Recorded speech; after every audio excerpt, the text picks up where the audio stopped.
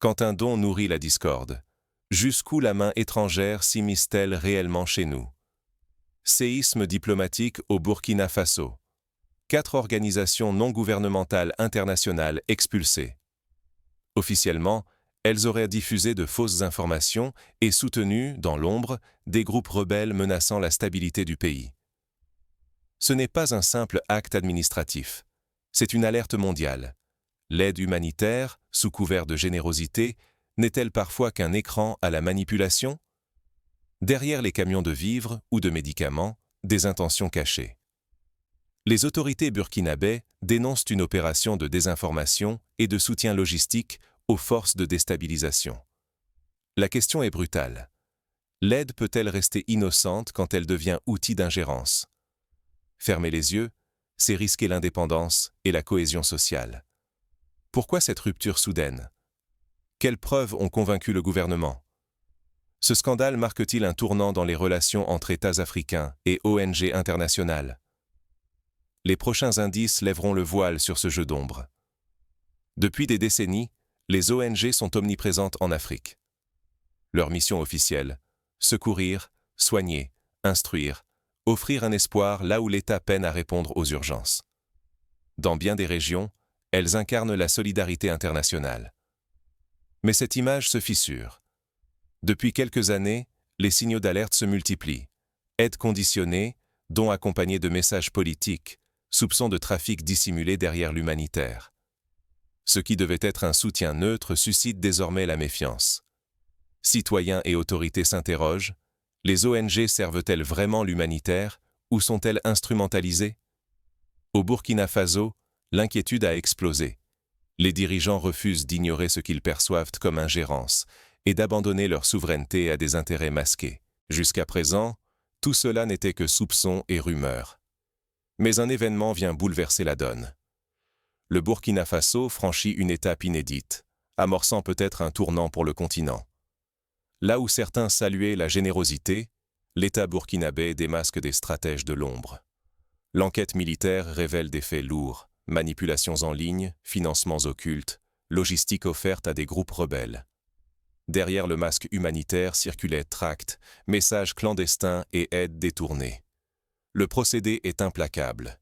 Distribution de prospectus semant la défiance, livraison maquillée de matériel sensible, campagne visant à affaiblir la confiance envers l'État. Certains camions transportaient plus que des vivres: radios, téléphones cryptés, parfois même armes. En riposte, le gouvernement du capitaine Ibrahim Traoré tranche. Les organisations accusées ont 24 heures pour quitter le pays. Aucun compromis. La souveraineté passe avant toute influence extérieure. Fermer les yeux, c'est risquer la division et ouvrir la porte à une guerre par procuration. Le gouvernement refuse que sa population devienne la cible de manipulations dissimulées derrière l'aide. Mais cette expulsion pose une question cruciale. L'Afrique peut-elle bâtir sa souveraineté tant que subsiste la dépendance? Derrière la fermeté, quelles conséquences pour la société civile et les ONG locales? La rupture est-elle définitive ou sème-t-elle de nouvelles tensions?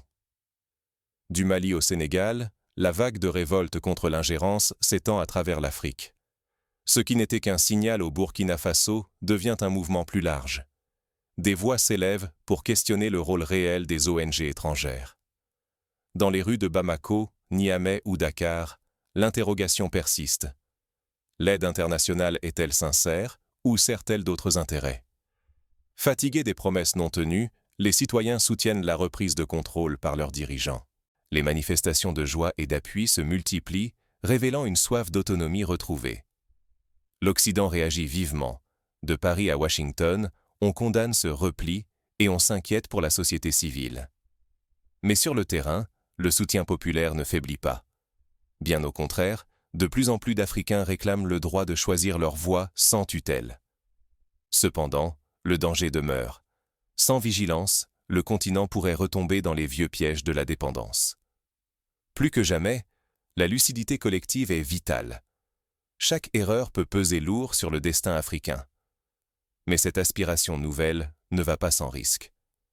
Les prochains jours décideront si l'Afrique saura transformer l'élan populaire en changement durable. accepter l'aide n'est pas une faute, mais savoir refuser, c'est défendre sa dignité. Aujourd'hui, il ne s'agit plus de rejeter toute main tendue, mais de distinguer le soutien sincère de la manipulation.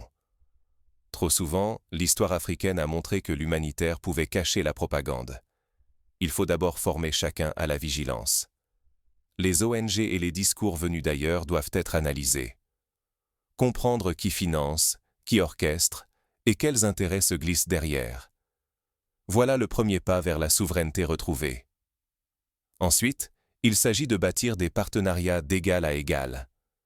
La coopération ne peut plus être une domination, mais un dialogue honnête. Le temps du paternalisme est terminé. Ce sont les peuples africains qui choisissent leur chemin. Refuser l'ingérence, c'est aussi redéfinir la coopération.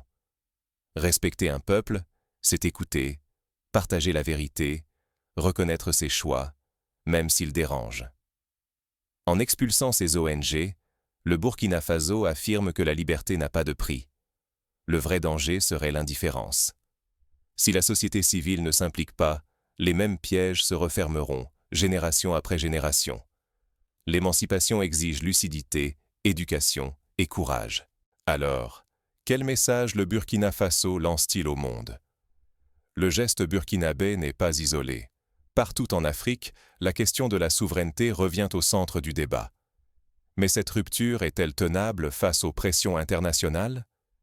La souveraineté ne se quémande pas, elle se bâtit chaque jour. Êtes-vous prêt à regarder la vérité en face? Ce qui se joue ici dépasse le Burkina Faso. Fermer les yeux sur la réalité de l'aide internationale, c'est confier son avenir à des intérêts qui ne sont jamais neutres. Ignorer ces signaux d'alerte, c'est accepter de voir son pays devenir un simple pion dans un jeu mondial où la compassion sert trop souvent de paravent. La souveraineté nationale exige que chaque citoyen s'informe, interroge et réclame des preuves avant de juger. Les chaînes de la dépendance sont invisibles, mais bien réelles. Elles se tissent dans l'ignorance et la crédulité. Aujourd'hui, le Burkina Faso a choisi de briser ce cercle, de s'émanciper des tutelles masquées en bienfaiteurs. Mais la lutte continue. Il revient à chacun de rester vigilant et de défendre les décisions issues du peuple. Être souverain, c'est avoir le courage de dire non à ceux qui prétendent tout savoir. Là où certains voient une fermeture, d'autres lisent la force d'un peuple prêt à affronter la tempête plutôt que de naviguer sous pavillon étranger. Fermez les yeux, et d'autres décideront à votre place. Ouvrez-les et reprenez en main votre destin.